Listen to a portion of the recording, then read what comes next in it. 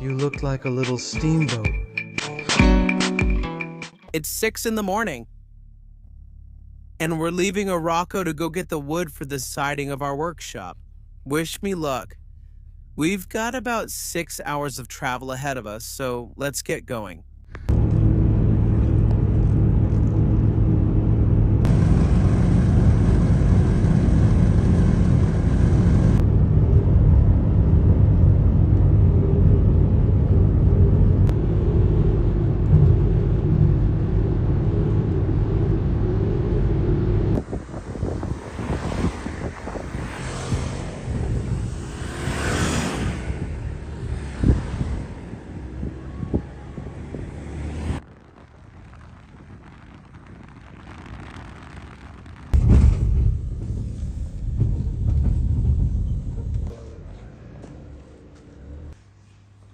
Let's go.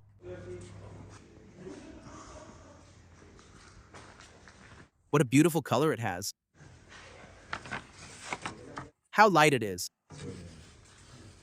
Next to it is the komala. The komala that you can make, or don't you eat it? This one is really beautiful, Tekka. The big song is Padek. How lovely. Wow. How beautiful.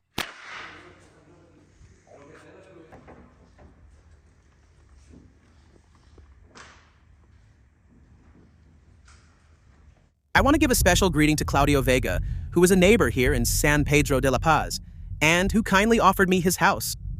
Imagine, we don't even know each other in person, and he offered me a place to stay, so thank you very much, Claudio. And we'll have another chance to have a beer together there. That's it. Now I'm off to drive, and I'll see you at the workshop. Bye. As you can see, The wood has arrived at the workshop. It's very important that whenever you transport wood, you bring it to the place where you're going to work on it or install it. Let it rest so the wood can acclimate to the relative humidity of the environment where you are. So what we're going to do is let it rest for a week. Believe me, I'm very eager to start laying the boards, but you have to be patient for a week so this wood can acclimate here in its new home. Maruba, I'm going. The position of our first board is very important because it will determine how straight the rest of the wall will be. Here you can see the laser mark. It has to be perfectly vertical and line up with the edge of our board. We're leaving a gap here against this wall to compensate for possible or eventual expansions of the wood due to changes in humidity. I asked you through Instagram, how would this look better? Vertical boards or horizontal boards? In my opinion, horizontal boards would have looked nicer. And as many of you commented, of course, horizontal lines make the workshop look more dynamic and, so to speak, longer. But a good point is also the accumulation of dust, or sawdust between each board, and since this is tongue and groove, there will be a gap between the boards, so that will cause sawdust to accumulate, and I think it's something to consider. So that practical reason outweighed my aesthetic reason. And finally, I'm going to put up the vertical boards to attach the Marupa boards. We're going to use these regular nails, which are 1.5 inches long, and to hammer them in, we're using this hammer. It's called an upholsterer's hammer. It's a bit smaller and we can get more control when nailing the nails. The idea is that we don't damage the wood when we drive the nails into a tongue and groove joint. We have a groove, which is this one here, that's the female part, and a tongue, which is this one here.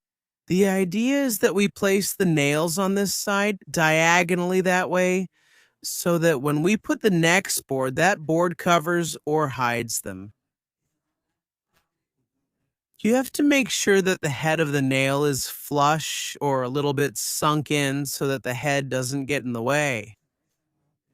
Or so it doesn't interfere with the groove once we put in the next board. And also, of course, make sure the nail goes in diagonally to prevent the nail from coming out on this side or going into the groove. You can see it here. That's the groove. We insert the board and the tip stays hidden. That's all there is to it. Tip, wash your hands before handling boards that are light in color. You can see that my Marupa is already pretty stained, which isn't ideal, unfortunately, because of the tips I'm using. Con un poco de grasa, así que Later, I think we'll have to sand it a little so it looks nice.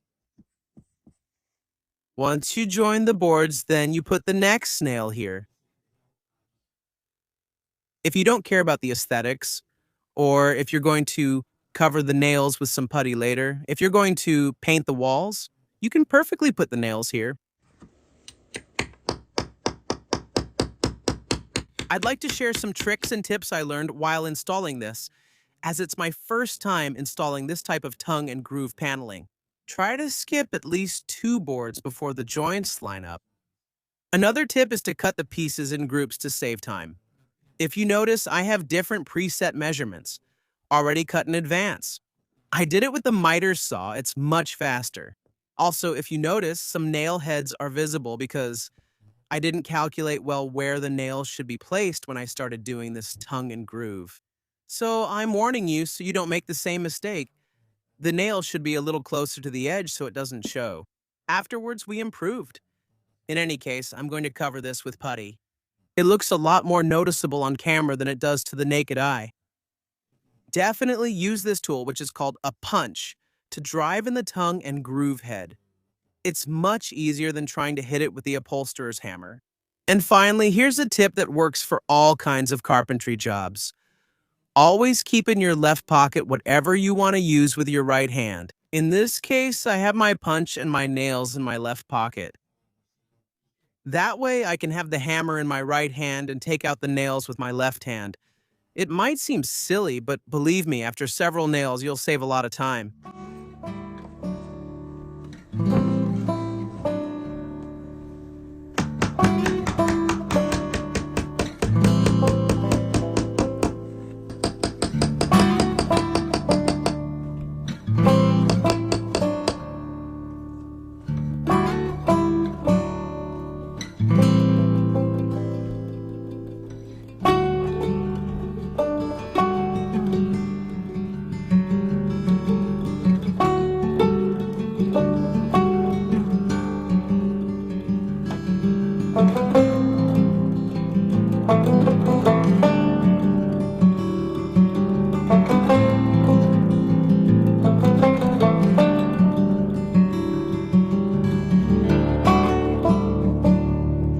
We're making progress with this wall. I want to show you here, if you notice, the tongues are on the right side, which means that for this wall, we're working from left to right, which makes it much easier.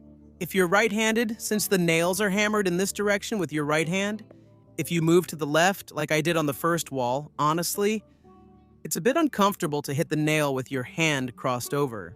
So another tip, if you're right-handed, it's easier to move from left to right.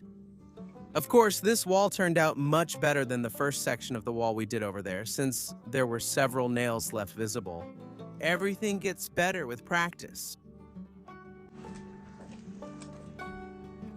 Slow assistant. Let's see how we keep moving forward. All those finishes, of course, will go with wood to cover the joints. These are the finishes that are very important so our workshop looks nice.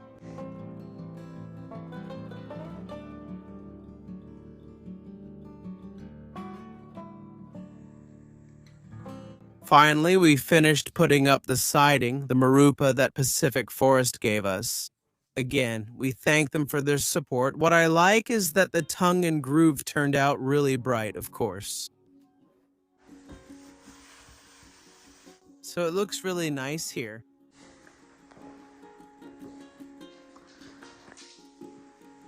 Of course, all the finishing touches are still missing.